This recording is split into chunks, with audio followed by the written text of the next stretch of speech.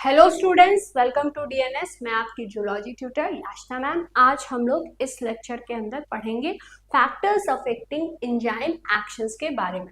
तो इससे पहले जो हम लोग लेक्चर पढ़े थे उसके में क्या पढ़े थे, उसके अंदर हम लोग एंजाइम्स को डिस्कस किए थे, उसके बारे में कुछ ब्रीफ नॉलेज को समझे थे। एंजाइम्स क्या होते हैं? ऐसे मॉलिक्यूल्स होते हैं जो कि रिएक्शन को कैटलाइज करने में हेल्पफुल होते हैं। रिएक्शंस जो है एंजाइम्स के वजह से जल्दी कैटलाइज होता है। क्यों ऐसा है? क्योंकि एंजाइम्स जो है उन मॉलिक्यूल्स का जो एक्टिवेशन एनर्जी है उसको वो डिक्रीज करते हैं, जिसके वजह से एंजाइम्स जो है जल्दी से रिएक्टेंट से प्रोडक्ट में कन्वर्ट करते हैं और इस वजह से जो रिएक्शन का रेट है उसको स्लो करते हैं। एंजाइम्स के बारे में अगर हम लोग बात करें तो एंजाइम्स का जो बेसिक नोमेनक्लेचर है, कॉमन नोमेनक्लेचर, वो हम लोग पढ़े हैं। सिस्टेमिक नोमेनक्लेचर नहीं पढ़े हैं। और जो एंजाइम्स के बारे में कि किस तरीके से जो एंजाइम्स होते हैं और एंजाइम्स का नोमेनक्लेचर किस बेसिस पे किया गया है और एंजाइम्स जो है क्लासिफिकेशन किसके अकॉर्डिंग किया गया है। एंजाइम्स के 6 क्लासेस होते हैं।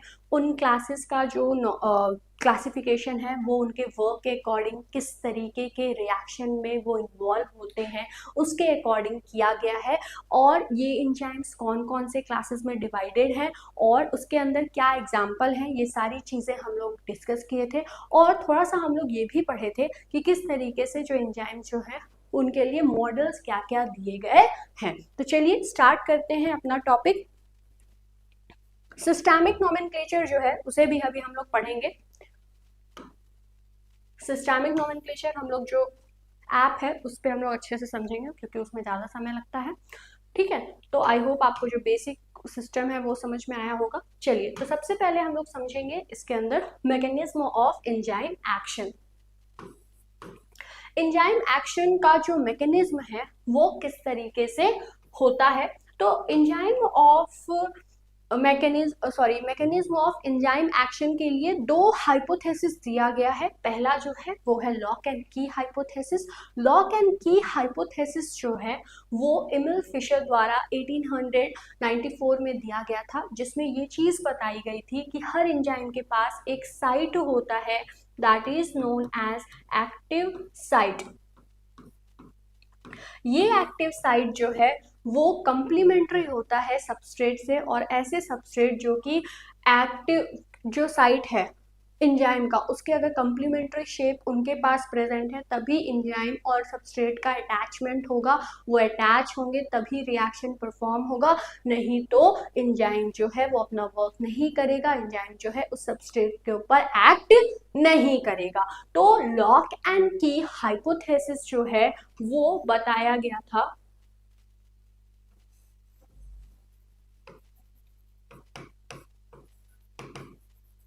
एमिल फिशर द्वारा, जिसमें ये चीज बताई गई थी कि अगर एक्टिव साइट जो है एंजाइम का अगर वो एग्जैक्टली कंप्लीमेंट्री रहा सबस्ट्रेट के शेप से तभी जो रिएक्शन है वो हो पाएगा। ठीक है, if the active site of the enzyme is exactly complementary to the shape of substrate then the enzyme will perform the reaction। ठीक है, ये चीज समझ में आई। यहाँ पे देखिए ये जो है एंजाइम है और ये इसका एक्टिव साइट है, ये जो है सबस्ट्रेट है इसका, अगर ये सबस्ट्रेट इस एंजाइम के कंप्लीमेंट्री शेप इसके पास हुआ तभी इन दोनों का देखिए जो है अटैचमेंट होगा और एंजाइम सबस्ट्रेट कॉम्प्लेक्स बनेगा, नहीं तो नहीं हो पाएगा। अब एक और जो हाइपोथेसिस है या सेकंड जो हाइपोथेसिस है वो क्या है? वो है induce fit model. Induce fit model जो है बहुत ही रिसेंट मॉडल है जो कि कॉसलैंड द्वारा 1958 में बताया गया है, जिसके अकॉर्डिंग ये बताया जाता है कि ये जो एंजाइम है ऐसा जरूरी नहीं है कि जो शेप होता है active site of the enzyme वो एकदम कंप्लीमेंट्री रहे सबस्ट्रेट के, अगर नहीं भी रहा तो भी अटैचमेंट हो सकता है। कैसे होता है? क्योंकि ये जो एंजाइम का जो शेप है एक्टिव साइट वो इतना ज्यादा रिजिड नहीं होता है, इतना ज्यादा जो है फिक्स नहीं होता है, ये चेंज हो सकता है। सबस्ट्रेट यहाँ पे आकर के अटैच हो सकता है, इसके अंदर चेंजेस ला सकता है और फिर एंजाइम सबस्ट्रेट कॉम्प्लेक्स जो है वो फॉर्म हो सकता है। तो इसके अकॉर्डिंग ये चीज बताई गई है कि मान लीजिए जब भी कोई एंजाइम सबस्ट्रेट से जो है उससे एक्सपोज होता है और ये जो है क्या करता है कि सबस्ट्रेट जो है वो कुछ चेंजेस लाता है एंजाइम के अंदर, जिसकी वजह से एक्टिव साइट जो है वो चेंज हो सकती है, उसका जो शेप है वो चेंज हो सकता है, जिसकी वजह से जो एंजाइम है वो क्या करेगा, सबस्ट्रेट से अटैच होगा और फॉर्मेशन करेगा एंजाइम सबस्ट्रेट कॉम्प्लेक्स का, और आगे जाकर के ये एंजाइम प्रोडक्ट को सिंथेसाइज करेगा और रिलीज करेगा। तो यहाँ देखिए आप, जैसे कि ये जो है ये एंजाइम है, यहाँ पे एक जो शेप है वो उस जो भी सबस्ट्रेट है उसके कॉम्प्लीमेंट्री है एक्टिव साइट का, ठीक है। यहाँ पे एक सबस्ट्रेट ये रहा, उससे अटैच हुआ, और ये जो दूसरा एक्टिव साइट है वो थोड़ा सा अलग है, लेकिन ये जब आया है सबस्ट्रेट इससे अटैच हुआ है तो इसमें कुछ कन्फॉर्मेशनल चेंजेस लाया है, इसके शेप में चेंज लाया है, जिसकी वजह से ये जो सबस्ट्रेट है इस एंजाइम के साथ अटैच हो जा रहा है, और जब इसका अटैचमेंट हो रहा है तब ये एंजाइम सबस्ट्रेट कॉम्प्लेक्स को फॉर्म कर दे रहा है। उसके बाद जब इनके बीच में रिएक्शन हुआ फिर क्या होगा कि जो प्रोडक्ट्स हैं वो सिंथेसाइज होंगे, और जब प्रोडक्ट सिंथेसाइज हो जाएंगे तब इस एंजाइम से ये जो प्रोडक्ट है वो उसके एक्टिव साइट से रिलीज हो जाएगा। तो ये जो दो हाइपोथेसिस है वो इस चीज को बताते हैं कि किस तरीके से जो एंजाइम है वो वर्क करता है। अब एक जो टॉपिक है जो कि बहुत ज्यादा इंपॉर्टेंट है, फैक्टर्स को तो हम लोग पढ़ेंगे ही कि कौन से फैक्टर्स हैं जो कि एंजाइम के एक्शन के लिए रिस्पॉन्सिबल हैं। उससे पहले कुछ और भी जो सब टॉपिक्स हैं उनको डिस्कस करना जरूरी है, तब आप समझ सकेंगे कि किस तरीके से एंजाइम का जो फैक्टर्स है, कौन कौन से फैक्टर्स हैं जो कि उनके ऊपर क्यों ऐसा एक्शन करा रहे हैं, ठीक है। चलिए, तो और क्यों उस ये जो फैक्टर्स हैं ये एंजाइम के वर्क के ऊपर जो चेंजेस हैं वो ला पा रहे हैं। तो सबसे पहले हम लोग डिस्कस करेंगे dependence on activation energy. Activation energy क्या है और इसका क्या रोल होता है? तो वो लीस्ट अमाउंट ऑफ एनर्जी जो कि रिक्वायर्ड होती है केमिकल रिएक्शन को होने के लिए, या केमिकल रिएक्शन जो है वो हो सके उसके लिए जो least amount of energy require रहती है वो कहलाता है एक्टिवेशन एनर्जी। अब एंजाइम जो है जो कि एक कैटलिस्ट के तरह काम करता है, वो सबस्ट्रेट के ऊपर इस तरीके से एक्ट करता है ताकि वो कर क्या देता है, वो लोअर करता है एक्टिवेशन एनर्जी को by changing the route of the reaction, ठीक है। तो जो मान लीजिए कोई सबस्ट्रेट है वो जो है बिना एंजाइम के प्रोडक्ट्स को रिलीज करा, उसमें एंजाइम्स जो है वो नहीं इन्वॉल्व है, तो उसके लिए क्या होगा, उसको ज्यादा एनर्जी की जरूरत पड़ती है ताकि ये रिएक्शन जो है वो हो सके। अब जो एंजाइम्स हैं वो क्या करते हैं कि एंजाइम्स जब सबस्ट्रेट्स के साथ जो है रिएक्ट करते हैं, उनसे जो है अटैच होते हैं, एंजाइम सबस्ट्रेट कॉम्प्लेक्स बनाते हैं, तब क्या करते हैं ये एंजाइम का जो एक्टिवेशन एनर्जी, जो उस रिएक्शन का जो एक्टिवेशन एनर्जी है उसको लो कर देते हैं, जिसकी वजह से ये एक डिफरेंट रूट को फॉलो करते हैं और ये जो सबस्ट्रेट है वो प्रोडक्ट में जल्दी से कन्वर्ट होते हैं। अब ये जो रिडक्शन है एक्टिवेशन एनर्जी का, ये जो है इंक्रीज कर देता है रिएक्टेंट मॉलिक्यूल को कि ज्यादा से ज्यादा जो रिएक्टेंट मॉलिक्यूल है वो अचीव कर सके sufficient level of the energy, और ये इस वजह से ये जो है ज्यादा मॉलिक्यूल्स इन्वॉल्व होते हैं और जो प्रोडक्ट है उनका जो सिंथेसिस है वो भी इंक्रीज हो जाता है। जब एक्टिवेशन एनर्जी लो हो जाता है तो ज्यादा से ज्यादा जो रिएक्टेंट्स हैं वो इन्वॉल्व होने लगते हैं, क्योंकि वो इस एक्टिवेशन की जो एक्टिवेशन एनर्जी की जो रिक्वायरमेंट है उसको फिल कर सकते हैं, एनर्जी लो हो गया है, ज़्यादा रिएक्टेंट इन्वॉल्व होते हैं, उस एनर्जी को जो है वहाँ तक अचीव हो जाते हैं और इस वजह से ज़्यादा जो रिएक्टेंट है वो प्रोडक्ट में कन्वर्ट होते हैं।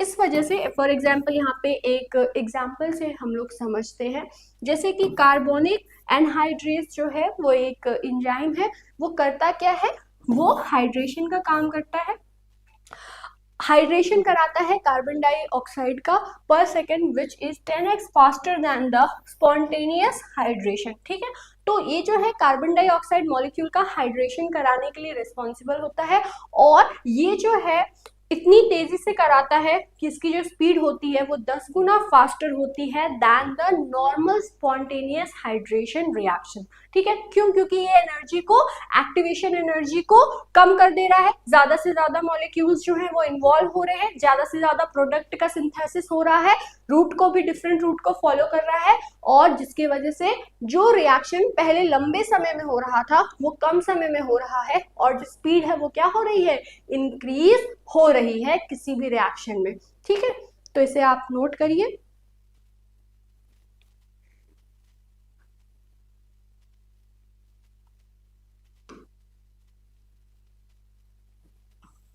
तो किस तरीके से जो एंजाइम्स हैं वो एक्टिवेशन एनर्जी को लो करते हैं उसको हम लोग समझते हैं।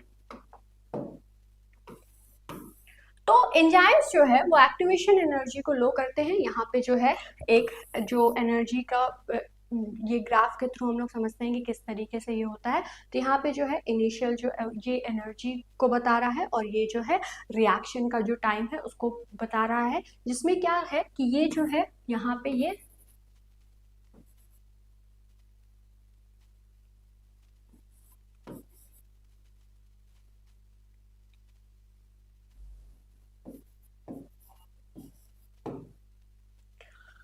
पहले जो ये सबस्ट्रेट था इस प्रोडक्ट को फॉर्म करने के लिए इसको हायर अमाउंट ऑफ एनर्जी की जरूरत पड़ रही थी। ठीक है, लेकिन अब एनर्जी इन्वॉल्व हो गया है तो ये जो रिक्वायरमेंट है एनर्जी की वो डिक्रीज हो गई है। तो पहले एक्टिवेशन एनर्जी जो है ज्यादा की जरूरत पड़ रही थी प्रोडक्ट के फॉर्मेशन के लिए, अब एंजाइम इन्वॉल्व हो गया है तो इसी रिएक्शन का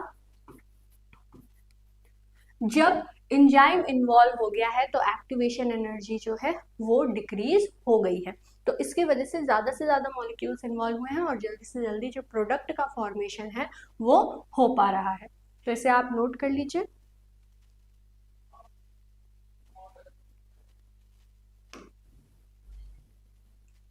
अब हम लोग जो अपना मेन टॉपिक है उसे पढ़ेंगे, that is factor affecting the enzyme action या फिर factor affecting the rate of enzyme action. तो कौन कौन से फैक्टर्स हैं जिनके ऊपर एंजाइम का जो फंक्शन है या एंजाइम का जो वर्क है वो डिपेंड करता है या फिर वो अफेक्ट होता है। कुछ ऐसे फैक्टर्स हैं जो कि एंजाइम के एक्शन को इंक्रीज कर देते हैं, कुछ ऐसे फैक्टर्स हैं जो कि एंजाइम के जो एक्शन है उनको क्या कर देते हैं, उनको डिक्रीज कर देते हैं। तो सबसे पहला जो फैक्टर है वो हम लोग पढ़ेंगे टेम्परेचर। टेम्परेचर का अगर हम लोग इफेक्ट देखें तो हर एंजाइम का एक ऑप्टिमम टेम्परेचर होता है, एक ऐसा टेम्परेचर जिसपे वो सही से वर्क करते हैं और वो एक ऐसा टेम्परेचर होता है जिसपे वो एंजाइम सबसे तेजी से वर्क करता है। अगर ये ऑप्टिमम टेम्परेचर रहा सही तब तो ठीक है, लेकिन ऑप्टिमम टेम्परेचर जो है बहुत ज्यादा इंक्रीज अगर हो गया तब जो रेट ऑफ द रिएक्शन है वो डिक्रीज हो जाता है। ऐसा क्यों होता है? देखिए, मान लीजिए कोई एंजाइम है जो कि 20 डिग्री सेल्सियस पर अच्छे से वर्क कर रहा है, अगर वो टेम्परेचर तब तक मेंटेन किया गया कि वो जो एंजाइम है वो अपने एक्टिव जो ऑप्टिमम जो टेम्परेचर है उस पर वर्क कर रहा है तब तो सही है। ठीक है, इतना टेम्परेचर इंक्रीज करना कि वो जो एंजाइम है उसके ऑप्टिमम टेम्परेचर तक टेम्परेचर जो है वो पहुंच जाए और एंजाइम अच्छे से वर्क करे तब तो सही है। लेकिन अगर टेम्परेचर और भी ज्यादा इंक्रीज कर दिया गया तब क्या होगा, रिएक्शन जो है वो डिक्रीज हो जाता है। और ज्यादातर इसका जो रीजन होता है वो ये होता है कि जो एंजाइम्स होते हैं वो प्रोटीनिशियस इन नेचर होते है। अगर ऑप्टिमम टेम्परेचर से ज्यादा टेम्परेचर पहुंच गया मतलब इनका डीनेचुरेशन हो जाएगा। डीनेचुरेशन हो जाएगा तो ये क्या होंगे, इनएक्टिव फॉर्म में हो जाएंगे ना। अब इनएक्टिव अगर एंजाइम हो गया तो जो रिएक्शन है उसका रेट इंक्रीज करेगा या डिक्रीज करेगा, तो डिक्रीज होता है। और इसी वजह से जब ऑप्टिमम टेम्परेचर से जो टेम्परेचर है और भी ज्यादा इंक्रीज किया जाता है तब जो रिएक्शन का रेट है वो डिक्रीज हो जाता है। जैसे यहाँ पे हम लोग समझते हैं कि ये ग्राफ है, ये रेट को रिप्रेजेंट कर रहा है और यहाँ पे टेम्परेचर लिखा हुआ है, ठीक है। तो सबस्ट्रेट जो है वो रिएक्शन प्रोसीड हो रहा है और कुछ रेंज तक जब टेम्परेचर इंक्रीज किया गया है तब ये रेट जो है वो इंक्रीज हो रहा है और ये ऑप्टिमम टेम्परेचर तक पहुंच गया है टेम्परेचर। अब अगर इस ऑप्टिमम टेम्परेचर के बाद भी जो टेम्परेचर है उसको अगर हम लोग इंक्रीज करें तो क्या होगा, जो रेट होगा वो डिक्रीज होना शुरू हो जाएगा, ठीक है। तो इस वजह से इसका जो ग्राफ है कुछ इस तरीके से मिलता है। अब जो सेकेंड फैक्टर है जिसके ऊपर ये डिपेंड करता है दैट इज पीएच। पीएच क्या होता है, देखिए जैसे कि हर एंजाइम का एक स्पेसिफिक एक ऑप्टिमम टेम्परेचर होता है जिसके ऊपर वो सही से वर्क करता है, उसके बियॉन्ड अगर गया तो रिएक्शन जो है वो डिक्रीज हो जाता है। वैसे ही पीएच जो है वो भी हर एंजाइम्स के फिक्स्ड होते हैं या ऑप्टिमम होते हैं। तो हर पर्टिकुलर एंजाइम किसी ऑप्टिमम पीएच तक सही से फंक्शन करता है और मैक्सिमम जो रेट है उसको देता है, ठीक है, उस रिएक्शन को मैक्सिमम रेट से परफॉर्म करता है। लेकिन अगर पीएच जो है उस ऑप्टिमम टेम्परेचर उस ऑप्टिमम पीएच से वैरी करने लगे तब जो रिएक्शन का रेट है वो जो है डिक्रीज होने लगता है। तो हर एंजाइम्स जो होते हैं उनके पास क्या होता है, ऑप्टिमम पीएच कंडीशन पर वो वर्क करते हैं। ऑप्टिमम पीएच क्या होता है, एक ऐसा पीएच जिस पे वो पर्टिकुलर एंजाइम सबसे तेजी से काम करे। तो कोई ऐसा पीएच जिसमें वो पर्टिकुलर एंजाइम सबसे तेजी से काम कर रहा है मतलब वो सबसे ज्यादा उसके लिए फेवरेबल है और इसी वजह से उस पीएच को ऑप्टिमम पीएच कहा जाता है। अब बहुत सारे ऐसे एंजाइम्स होते हैं जो उनका पीएच जो है वो 7 से लेके 8 के बीच में होता है। कुछ ऐसे एंजाइम्स होते हैं जो कि एक्सट्रीम पीएच पर वर्क करते हैं जैसे कि प्रोटीएज जो कि एनिमल के स्टमक में प्रेजेंट रहता है और इसका जो ऑप्टिमम पीएच है वो 1 होता है। तो अगर आप पीएच को देखें तो पीएच जो है 1 से लेके 14 तक होता है ना, 7 पे न्यूट्रल होता है और 1 जो है क्या है, जितना ज्यादा ये 1 2 3 रहेगा उतना ज्यादा जो है ये एसिडिक होता है और यहाँ पे जब आप बढ़ेंगे तो 12 13 14 उतना ज्यादा वो बेसिक होगा। तो यहाँ पे क्या होता है, एसिडिक वाली कंडीशन, यहाँ पे क्या होता है बेसिक और 7 पे न्यूट्रल, ये तो हमें पता है। अब कुछ ऐसे एंजाइम्स होते हैं जो कि एसिडिक टेम्परेचर पर या फिर हम कह सकते हैं बहुत ज्यादा स्ट्रॉन्ग एसिडिक कंडीशन में वर्क करते हैं। अगर उस एंजाइम को बेसिक जो है कंडीशन मेंटेन किया जाए, पीएच में चेंजेस लाया जाए या फिर न्यूट्रल कंडीशन में रखा जाए तो क्या वो सही से वर्क करेंगे, नहीं करेंगे। तो उनका जो रिएक्शन का रेट है वो क्या होगा, इंक्रीज होगा या डिक्रीज होगा, डिक्रीज होगा। अगर कोई रिएक्शन है, कोई एंजाइम है जो कि क्या कर रहा है, जो कि बेसिक उसका नेचर है, बेसिक वो एंजाइम है, वो बेसिक पीएच पर वर्क करता है, अगर हम लोग उसे एसिडिक पीएच में रख दिए या न्यूट्रल पे रख दिए तो क्या उसका जो रिएक्शन का रेट है वो इंक्रीज होगा या डिक्रीज होगा, वो डिक्रीज होगा। तो फॉर एग्जाम्पल यहाँ पे भी देखिए ग्राफ के थ्रू बताया गया है। तो यहाँ पे जो है ये रेट को रिप्रेजेंट कर रहा है और इस जो यहाँ पे जैसे ये एक्स एक्सिस हो गया, सॉरी ये एक्स एक्सिस हो गया, ये वाई एक्सिस हो गया, एक्स एक्सिस पे जो है पीएच को बताया गया है। तो जब एंजाइम रिएक्शन को परफॉर्म कर रहा है और पीएच जो है इसके लिए फेवरेबल है ऑप्टिमम पीएच तक, वो इंक्रीज करेगा रिएक्शन को और इंक्रीज करेगा रिएक्शन के रेट को जब ये ऑप्टिमम से भी ज्यादा अलग होने लगा, ठीक है। जैसे कि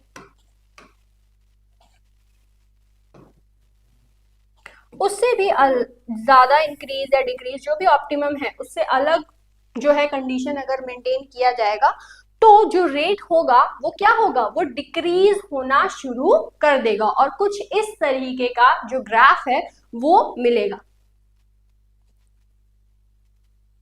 तीसरा जो फैक्टर है वो है एंजाइम कंसंट्रेशन। ठीक है, एंजाइम कंसंट्रेशन किस तरीके से जो एंजाइम है उसके रेट पर अफेक्ट डालता है।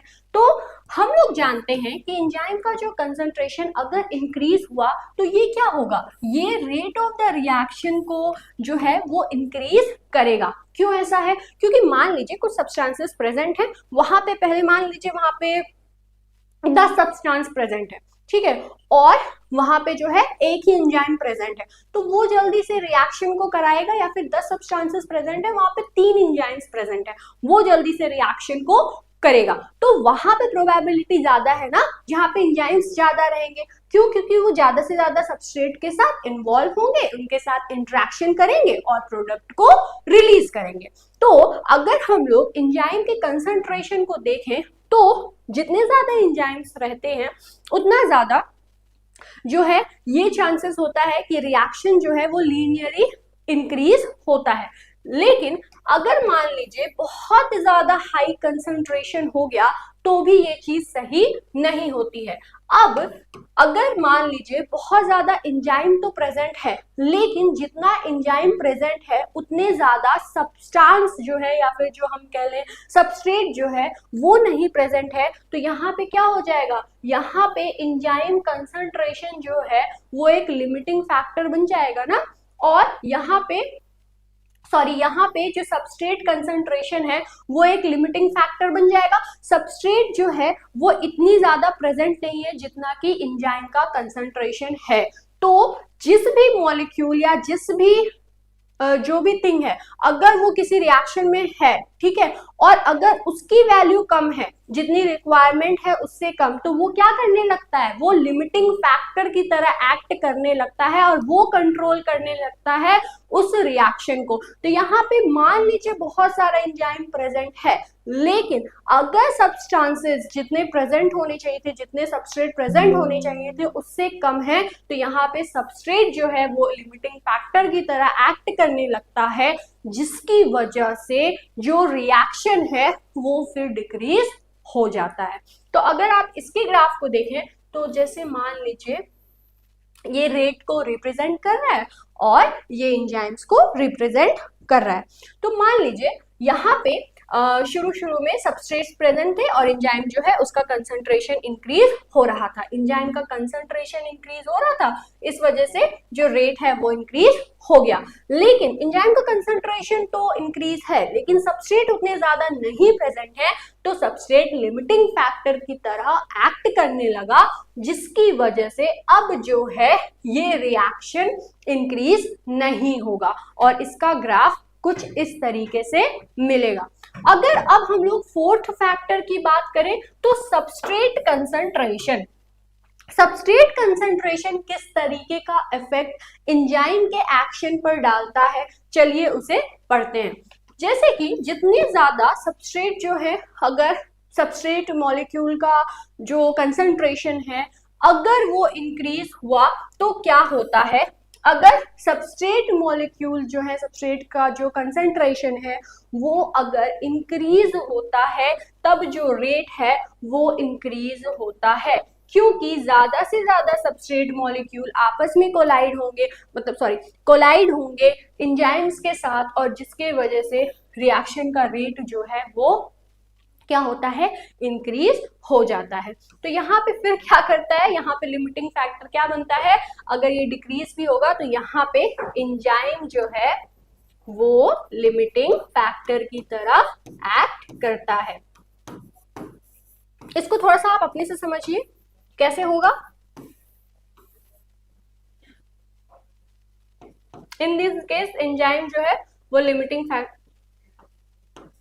Enzyme become limiting factor.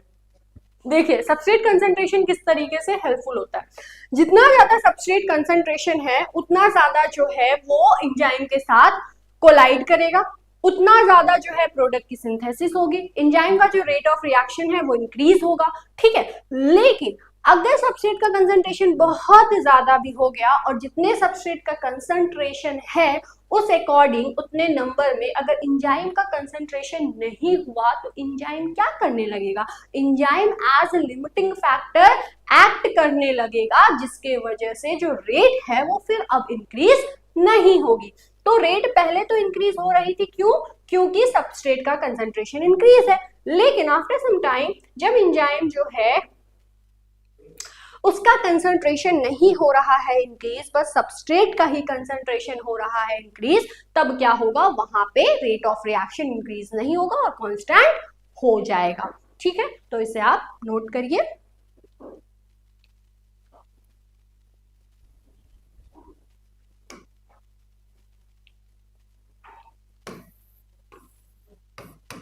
तो अभी तक हम लोग सबसे पहले एक्शन को पढ़े थे, या हम लोग कह सकते हैं कि मॉडल्स को पढ़े थे, जो कि बताता है कि एंजाइम किस तरीके से एक्ट करता है।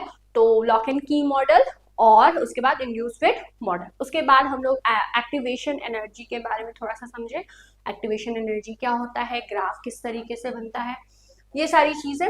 उसके बाद जो है हम लोग ये चीज पढ़े कि किस तरीके से जो फैक्टर्स हैं, जो कि हमारा मेन टॉपिक था, कि फैक्टर्स जो है किस तरीके से अफेक्ट डालते हैं एंजाइम के एक्शन पर। अब हम लोग एक और जो सब टॉपिक है जो कि बहुत ज्यादा इंपॉर्टेंट है, उसे हम लोग डिस्कस करेंगे कि जो इनहिबिशन है वो किस तरीके से एंजाइम के एक्शन पर इफेक्ट डालता है और ये किस तरीके से कॉम्पिटिटिव नेचर होता है और नॉन कॉम्पिटिटिव होता है। जैसे कि कॉम्पिटिटिव अगर इनहिबिशन की बात करें तो कॉम्पिटिटिव इनहिबिशन जो है एक ऐसा इंटरप्शन का प्रोसेस होता है जिसमें एंजाइम की जो एबिलिटी होती है बाइंडिंग की, किसके साथ, सबस्ट्रेट मॉलिक्यूल के साथ, वो जो है वो डिफरेंट मॉलिक्यूल के साथ होती है और वो जो है उसके साथ जो है कंपटीशन करता है, जिसके वजह से जो भी मान लीजिए ये एक एंजाइम है, ठीक है, और यहाँ पे ये सबस्ट्रेट है और ये जो है इनहिबिटर है। इनहिबिटर क्या होते हैं, ऐसे सब्सटेंसेस जो कि एंजाइम को फंक्शन ना करने दें, वो जो रिएक्शन है उसको ना होने दें, उसको इनहिबिट करें, उन्हें इनहिबिटर कहा जाता है। तो मान लीजिए ये सबस्ट्रेट जो है और जो इनहिबिटर है वो क्या हो रहे हैं, डिफरेंट मॉलिक्यूल्स हैं। अब इनके बीच में कंपटीशन हो रहा है कि जो सबसे पहले जाएगा एक्टिव साइट पे, इनका देखिए यहाँ पे जो कॉम्प्लीमेंट्री शेप है वो प्रेजेंट है, तो जो सबसे पहले पहुंचेगा एंजाइम के पास वो उससे जाकर के बाइंड हो जाएगा। तो एंजाइम सबस्ट्रेट कॉम्प्लेक्स नहीं बनेगा अगर इनहिबिटर आ गया तो, और एंजाइम इनहिबिटर कॉम्प्लेक्स बन जाएगा और प्रोडक्ट का सिंथेसिस नहीं होगा, मतलब कि जो रिएक्शन है वो परफॉर्म नहीं होगा। तो कॉम्पिटिटिव इनहिबिशन एक ऐसा इनहिबिटरी प्रोसेस है जहां पे इनहिबिटर जो है वो जो सबस्ट्रेट है उसके साथ कंपटीशन करता है, और कंपटीशन में ये चीज होती है कि अगर मान लीजिए ज्यादा सबस्ट्रेट का कंसंट्रेशन हुआ, कम इनहिबिटर का कम कंसंट्रेशन हुआ, तो वहां पे चांसेस ये होते हैं, वहां पे होता क्या है, वहां पे सबस्ट्रेट जो है वो एंजाइम के साथ बाइंडिंग उनकी होती है और रिएक्शन जो है वो होता है। लेकिन अगर कंसंट्रेशन इनहिबिटर का ज्यादा हुआ और सबस्ट्रेट का कम होता है तो वहां पे ज्यादातर यही प्रोबेबिलिटी होती है और यही होता है कि इनहिबिटर जो है वो एंजाइम से बाइंड करता है और एंजाइम इनहिबिटर जो कॉम्प्लेक्स है उसका फॉर्मेशन होता है। तो ये जो है कॉम्पिटिटिव इनहिबिशन के अंदर होता है। सेकंड जो है वो है non competitive inhibition. Non competitive inhibition जो है वो सबस्ट्रेट की तरह इसमें जो है इनहिबिटर सेम नहीं होता है, जैसे कि सबस्ट्रेट की तरह वहां पे भी क्या हो रहा था कि एक्टिव साइट जो एंजाइम था उसके कॉम्प्लीमेंट्री जो शेप था वो सबस्ट्रेट के पास भी प्रेजेंट था और इनहिबिटर के पास भी प्रेजेंट था। लेकिन यहाँ पे ऐसा नहीं होता है, यहाँ पे जो इनहिबिटर है वो एक जैसा नहीं होता है सबस्ट्रेट से, और ना ही ये बाइंड करता है एक्टिव साइट पर। यहाँ पे जो है ये किसी और ही साइट पर जा करके बाइंड करता है, जो कि क्या कहलाता है, एलोस्टेरिक साइट कहलाता है। वहां पे जा करके ये बाइंडिंग करता है, और ये बाइंडिंग इस तरीके से करता है कि ये जो है कन्फर्मेशनल चेंजेस ला देता है एक्टिव साइट पर, जिसकी वजह से जो सबस्ट्रेट वहां पे बाइंड हो सकता था, इस चेंज के आने की वजह से, इस conformational change of the active site के होने की वजह से अब ये सबस्ट्रेट वहां पे उससे बाइंड नहीं हो पाएगा, और जो रिएक्शन है वो नहीं हो पाता है। जैसे कि मान लीजिए, इसको ऐसे समझते हैं,